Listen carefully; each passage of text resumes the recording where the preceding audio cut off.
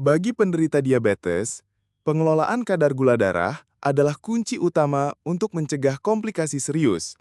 Salah satu alat penting dalam perencanaan diet adalah indeks glikemik atau IG, yang mengukur seberapa cepat suatu makanan meningkatkan kadar gula darah setelah dikonsumsi. Ubi jalar, dengan rasa manis dan reputasi sehatnya, seringkali menjadi pertanyaan, bagaimana IG-nya? Dan apakah aman bagi penderita diabetes? Memahami IG ubi jalar memang sedikit kompleks, karena nilai IG-nya bisa bervariasi tergantung pada beberapa faktor.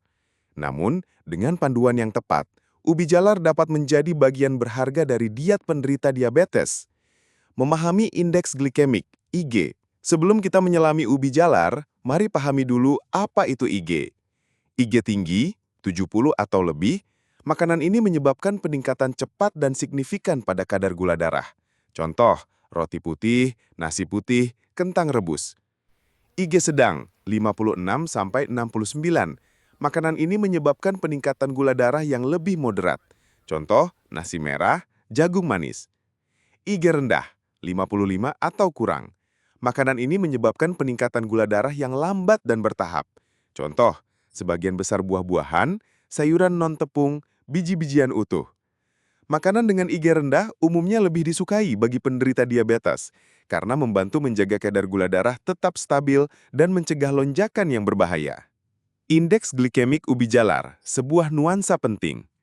Nilai IG ubi jalar tidak statis, ia sangat dipengaruhi oleh jenis ubi, metode pemasakan, dan bahkan tingkat kematangannya.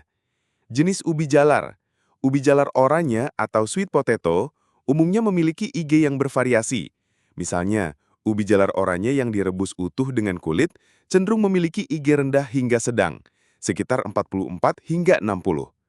Namun, ubi jalar oranye yang dipanggang bisa memiliki IG yang lebih tinggi, sekitar 82 hingga 94, mendekati IG kentang panggang. Ini karena proses pemanggangan suhu tinggi dapat mengubah pati di dalamnya menjadi gula yang lebih mudah dicerna, sehingga meningkatkan respon gula darah yang lebih tinggi. Ubi jalar putih atau kuning. Beberapa varietas ubi jalar dengan daging lebih putih atau kuning dan tekstur lebih kering mungkin memiliki IG yang lebih tinggi dibandingkan varietas oranye yang lembab. Metode pemasakan adalah kunci. Rebus atau kukus, ini adalah metode terbaik untuk penderita diabetes. Merebus atau mengukus ubi jalar cenderung menjaga integritas patinya, sehingga pati dipecah lebih lambat dan menghasilkan respon gula darah yang lebih rendah. Semakin lama direbus, semakin tinggi IG-nya. Jadi, usahakan jangan merebusnya sampai terlalu lunak. Panggang atau goreng. Proses pemanggangan kering pada suhu tinggi atau penggorengan dengan minyak cenderung meningkatkan IG ubi jalar secara signifikan. Panas kering mengubah pati menjadi gula yang lebih tersedia, sehingga meningkatkan respon gula darah. Mendinginkan setelah memasak. Fenomena menarik yang disebut pati resisten atau resisten starch dapat terbentuk ketika ubi jalar dan makanan bertepung lainnya dimasak dan kemudian didinginkan. Pati resisten adalah jenis pati yang tidak dapat dicerna dan berperilaku seperti serat, yang artinya ia tidak akan meningkatkan gula darah. Jadi, mengkonsumsi ubi jalar yang sudah didinginkan, misalnya dalam salad, dapat memiliki respon gula darah yang lebih rendah dibandingkan saat dimakan panas. Mengapa ubi jalar tetap menjadi pilihan baik untuk penderita diabetes?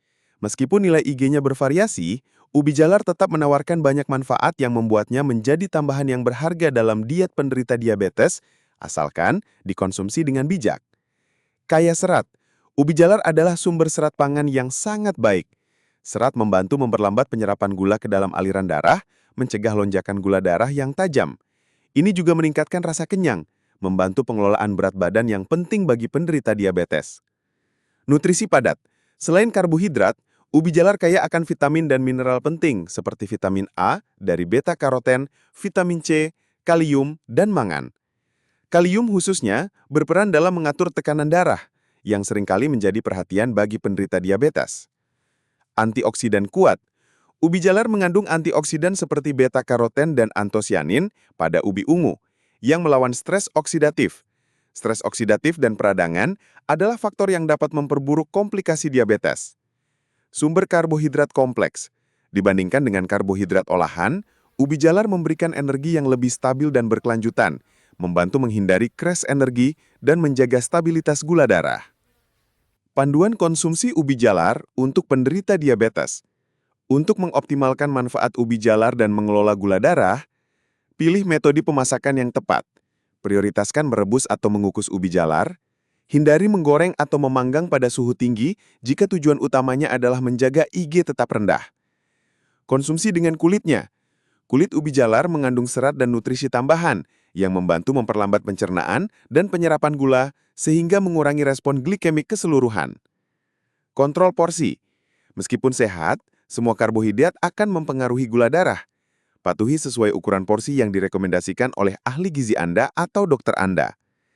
Kombinasikan dengan protein dan lemak sehat.